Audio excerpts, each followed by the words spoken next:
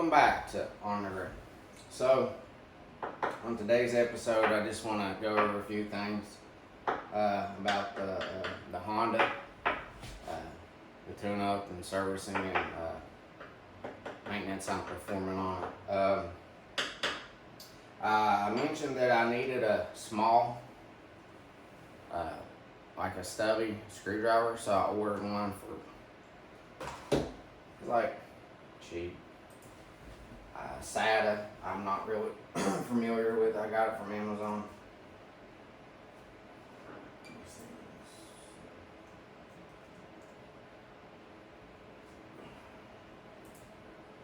like $15. But anyway, so we'll do a little unboxing here real fast. I ordered another little small set from this brand, SATA. I'm not familiar with it. It was cheap off Amazon. I don't know if it's any good or not. I think it had good reviews. But it comes with this little I don't know, holder for bits. But I don't know if this is even small enough for what. It's a ratchet one. It might have worked, at least better than what I had. But I got some a set with some smaller ones, not precision drivers like something this size, but just a little nubby. It's maybe that long. This might be a little too long. I don't know. But I needed something like this. But anyways, so we'll unboxing.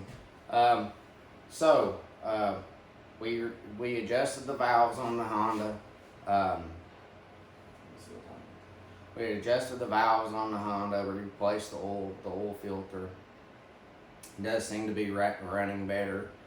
I noticed on the phone, the audio, when I reviewed the footage, and like on my computer, plus with headphones, that you got a little variations in the sound. So maybe on your device, whether it's a TV, a phone, or computer or whatever, with headphones or not, it may or may not sound that well, but it does in person with me. It sounds better, it runs better. I can definitely tell the difference, so it does make an improvement. So if you have a Honda 300 or just a used ATV, and it's like as old as that one, it's a 96, just you know, if you learn how to adjust the valves on your specific machine, I'm sure it's very similar.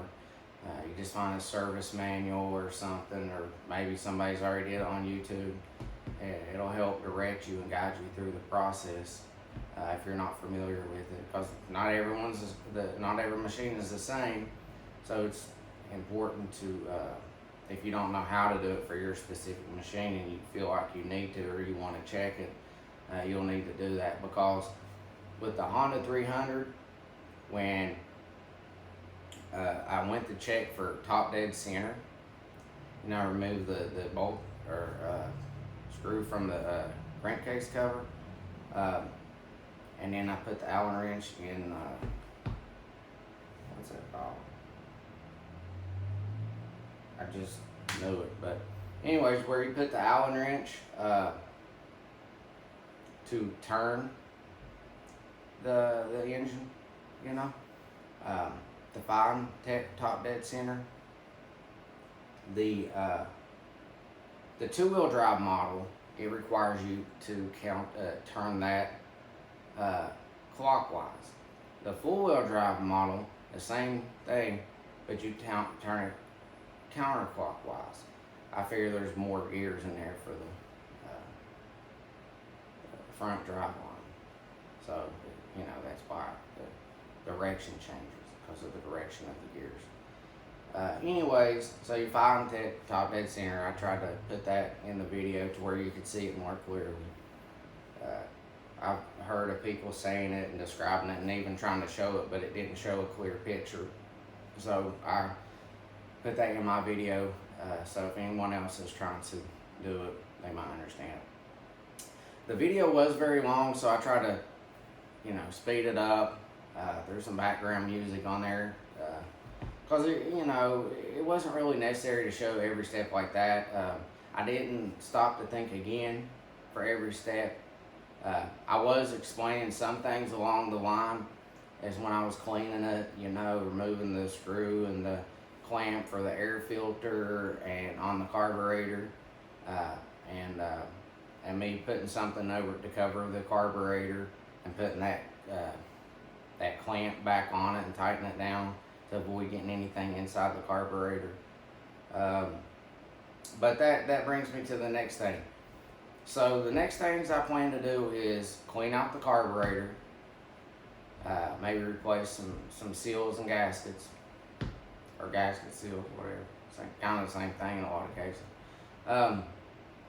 And replace the spark plug wiring, and also I think I'm going to replace the exhaust and muffler. That way, you get, and I'm going to double check the air filter, but I think it's okay for the most part. That way you're getting proper air intake and proper exhaust, and that the engine's firing correctly, and that the engine is getting good fuel flow and fuel mixture, and gets better throttle response. I'm going to check the throttle cable too. Do any adjustments anywhere from the thumb throttle all the way down to the carburetor. I might replace some fuel hoses, fuel lines. Yeah, so that's the next thing I kind of have planned, Lord willing, that I get that accomplished. There's the OEM exhaust is not cheap from Partzilla or Honda OEM. But they have some aftermarket ones for like $200 some, but I don't know about some of these aftermarket parts, because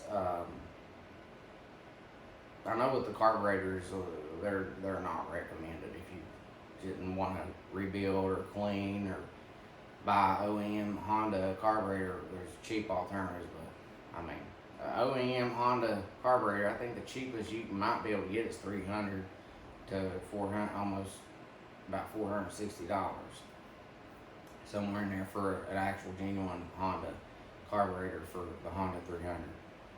Of course, if you really need one, and you don't want to rebuild it or clean it, that's what I would recommend. The cheap ones, it's not going to run right a lot of the time, based on what I've learned from other people and seen from other people's experience. There's $40, $60 ones. One of the issues the cheaper ones apparently have is, I guess because they're made in China or cheap knockoffs of the actual thing, the jets, the size of jets that they put in them are not the factory spec, so you get the wrong mixture of fuel, and you get too lean or too rich, and the machine just doesn't run right. Burns up spark plugs and gets a lot of residue in the muffler. So yeah, plan on replacing the ignition pull wire, and the boot and cap that goes on top of the spark plug. Put a little bit of dielectric grease on it, not on the metal part, but inside the boot and around the head or the neck, whatever you want to call it, of the spark plug. Make sure it's got it correctly, and replace the exhaust, any gaskets. I'm not worried about painting anything. The shield or shroud that covers the exhaust muffler.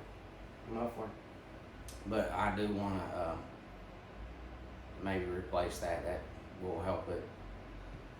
After I do that, I still need to work on the brakes. I'm trying to get this stuff kind of done quicker. It takes a while. I got to kind of wait in between paychecks, and weather has, there's a number of things that factor in. And I may check the cam chain and the cam chain tensioners to see if I need to replace them.